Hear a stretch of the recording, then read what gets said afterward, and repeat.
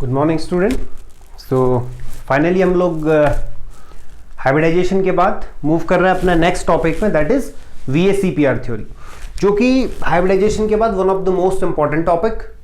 तो आज का टॉपिक पूरा देखिएगा क्योंकि ये बहुत इंपॉर्टेंट है और डेफिनेटली आपको VACPR theory will help you to predict the shape of covalent molecule. तो कोवेलेंट मॉलिक्यूल का शेप क्या होगा, बेसिकली आइडिया आपको कहां से आएगा, VACPR थ्योरी से आएगा।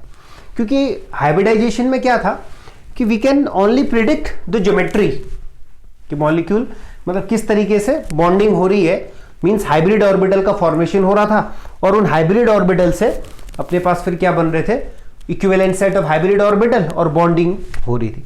लेकिन VACPR theory will predict about the shape of covalent molecules. ठीक है, तो shape of molecule defined on the basis of electron pair orientation around the central metal atom, ये हमें सारी चीजें ये बताएगी VACPR थ्योरी। ठीक है, तो before starting this VACPR theory, इसका मतलब तो आपको ये मतलब पता होना चाहिए, that is valence shell electron pair repulsion theory.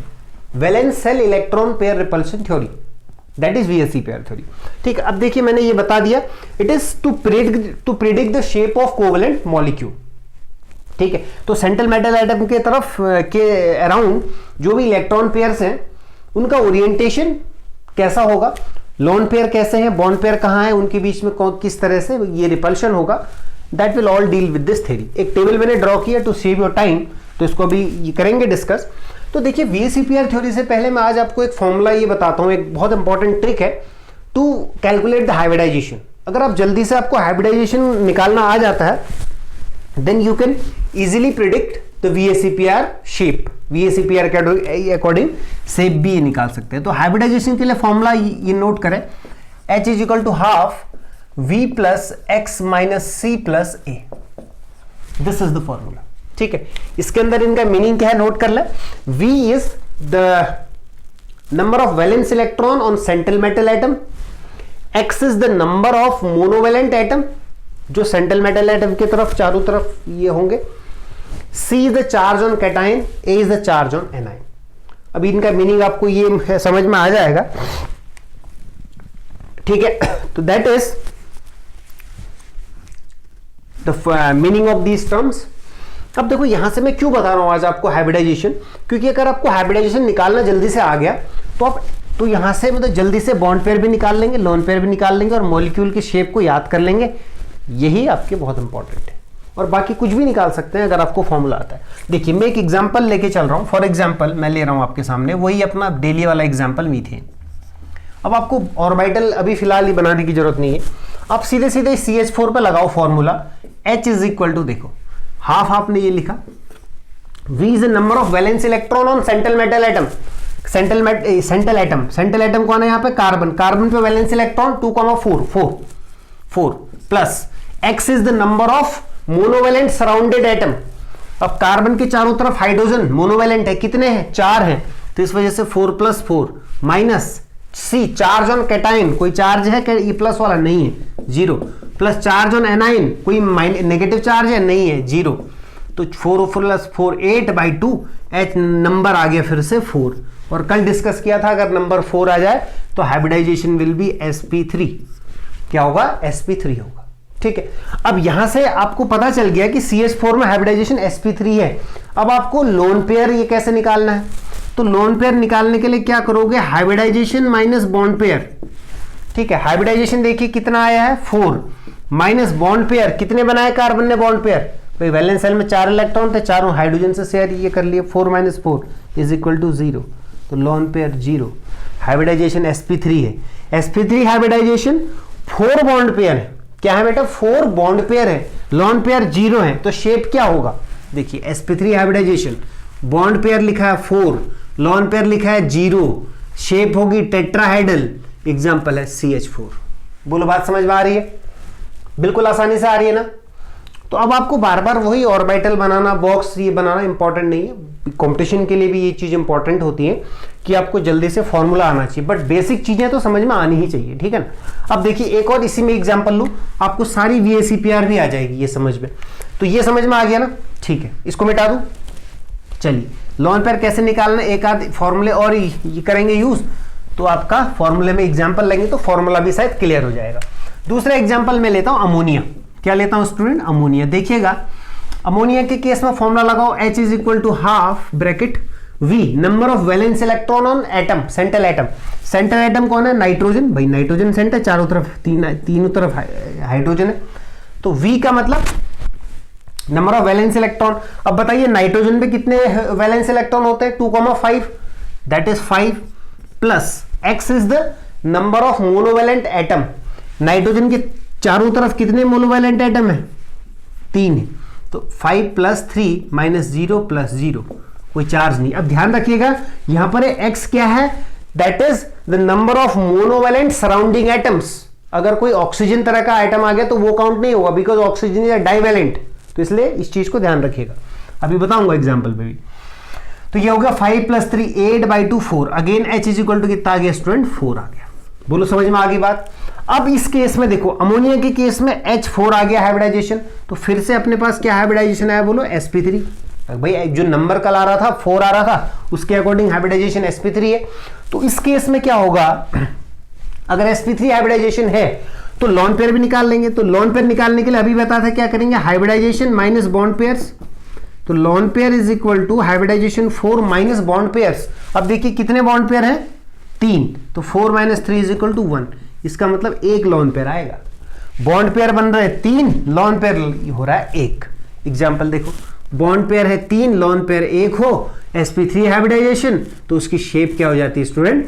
Pyramidal हो जाती है। क्या हो जाती है? मतलब पिरामिडल हो जाती है। कैसे होती है ये पिरामिड? ये देखिए हाइड्रोजन, 3 हाइड्रोजन ऐसे आ जाएंगे।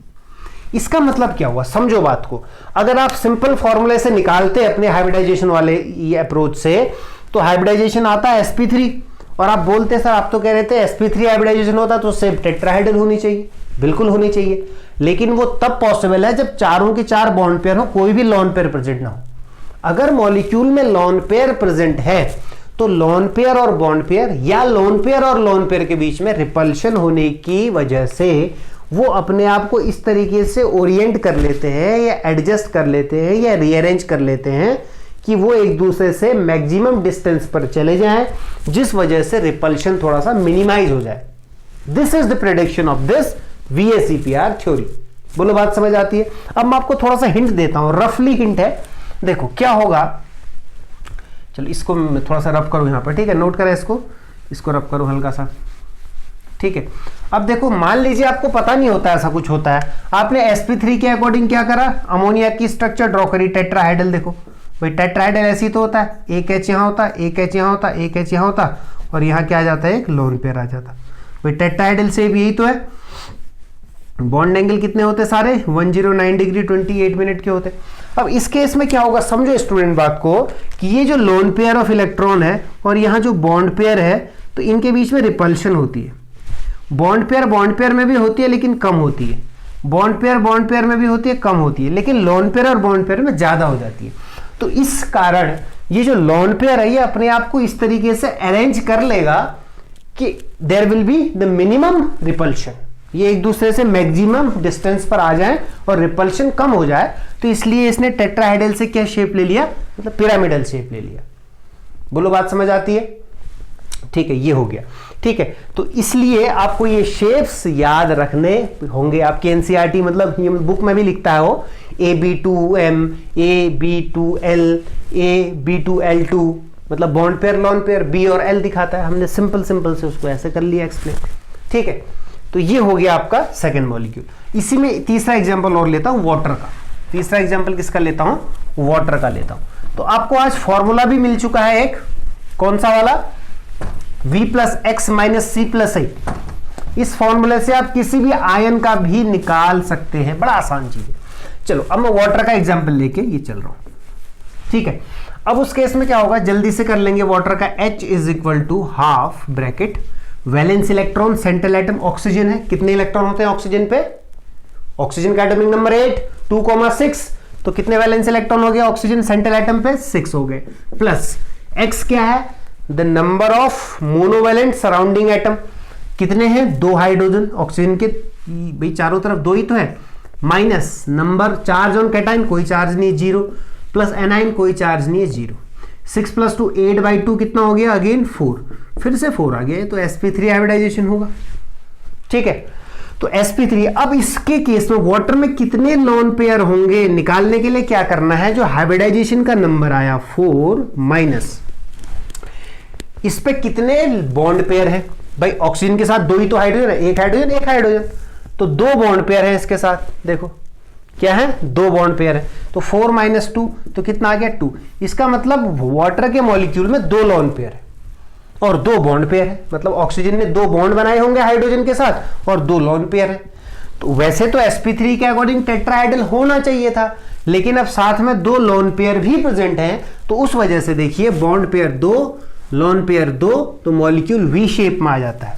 देखो फिर से रफली आइडिया दे रहा हूं, ऑक्सीजन टेट्राहेड्रल स्ट्रक्चर ड्रॉ करो, एक हाइड्रोजन दूसरा हाइड्रोजन, अब यहां तो बॉन्ड पेयर है नहीं तो यहां लोन पेयर होगा, यहां लोन पेयर होगा, देखो भाई टेट्राहेड्रल यही तो होना चाहिए था ओरिजिनल अकॉर्डिंग टू हाइब्रिडाइजेशन। लेकिन इस केस में लोन पेयर और लोन पेयर के बीच में रिपल्शन सबसे ज्यादा होता है, ये कौन बताता है, VACPR, वो अभी ये लिखा दूंगा एक पॉइंट।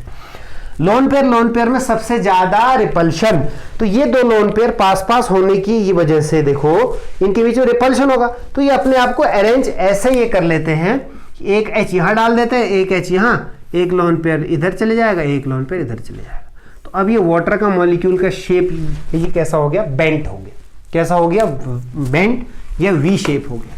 ठीक है, तो इसी तरीके से आप फॉर्मूले से बहुत सारे आयंस का मॉलिक्यूल का हाइब्रिडाइजेशन कैलकुलेट कीजिए, लोन पेयर बॉन्ड पेयर ये निकालिए अकॉर्डिंग टू VACPR, उनके कुछ शेप्स को याद रखिए इसमें। This is also very important, it is my favourite also, ClF3 IF3 I3 minus, ठीक है, SO2 NO2 माइनस, आयंस का भी इससे ये करिएगा ट्राई। ठीक है, तो VACPR आपकी बुक्स में पोस्टल्यूट भी मिल जाएंगे, क्या मिल जाएंगे, पोस्टल्यूट्स भी मिल जाएंगे, लेकिन आपको मैं बता देता हूं इसका एक की पोस्टल्यूट एक ही है। ठीक है, सबसे पहले आपको ये बताऊं कि जो VACPR थ्योरी थी student, to predict the shape of covalent molecule, scientist थे सिडविक एंड पॉवेल, 1940 के आसपास इन्होंने एक थ्योरी दी, दैट इज VACPR थ्योरी। उसके पोस्टल्यूट 6-7 मिल जाएंगे आपको अपनी रिफ्रेशर या मतलब बुक्स में। सब फाइनल की पॉइंट क्या बोलता है कि order of repulsion will be lone pair और लोन पेयर के बीच में सबसे ज्यादा क्या होगा, repulsion, then lone pair and bond pair के बीच में ही रिपल्शन, देन बॉन्ड पेयर और बॉन्ड पेयर के बीच में सबसे कम रिपल्शन। तो the maximum repulsion takes place between lone pair, जो मैंने भी वाटर के केस में लिया था ना भैया, ऐसे एक लोन पेयर यहां बनाया था, एक यहां, एक H भाई वाटर ऐसी तो है, ये लोन पेयर है, तो लोन पेयर में सबसे ज्यादा क्या होगा, रिपल्शन होगा। क्यों, because being similar charge bond pair and lone pair repel each other. ठीक है, इनके बीच में क्या होगा स्टूडेंट, रिपल्शन होगा। उसके बाद थोड़ा सा ज्यादा होगा बॉन्ड पेयर और लोन पेयर के बीच में, और सबसे कम होगा बॉन्ड पेयर और बॉन्ड पेयर के बीच में। तो इस रिपल्शन को मिनिमाइज करने के लिए मॉलिक्यूल अपने आप को रीअरेंज ये कर लेता है और बॉन्ड पेयर या लोन पेयर एक दूसरे से मैक्सिमम डिस्टेंस पर आ जाते हैं, जिस ये मतलब वजह से जो बॉन्ड एंगल होता है जो पहले 109 डिग्री 28 मिनट था, ये भी चेंज हो जाता है। ठीक है भाई, ये ऐसे जाएंगे तो ये भी तो चेंज होगा, तो बॉन्ड मॉलिक्यूल की ज्योमेट्री क्या हो जाती है, चेंज हो जाती है। ठीक है, माइन्यूटली आप इसको स्टडी ये करें अपनी बुक से, ये रिफ्रेशर से। बहुत सारे example in the form of table मैंने लिखे हुए हैं। इन एग्जाम्पल में आपको जहां भी जिस भी एग्जाम्पल में दिक्कत होती है, you can comment on the Google classroom, so I will reply, I will solve your doubt. तो इसको ट्राई करें VACPR। हालांकि इसमें बहुत सारी चीजें स्टूडेंट, क्योंकि ये लेक्चर तो बहुत इतना आसान नहीं है कि बहुत 20-30 मिनट में कुछ हो जाए, बट एक थोड़ा सा हिंट है आप लोग के लिए। You can refer your NCERT book and this lecture, and you have lot of source on the internet. So try to understand these theories and try to solve some problems. तो कुछ problem मैं आपको इससे related और दूंगा। तो मिलते हैं फिर उसके बाद नेक्स्ट वीडियो में। Till then, thank you and have a nice day.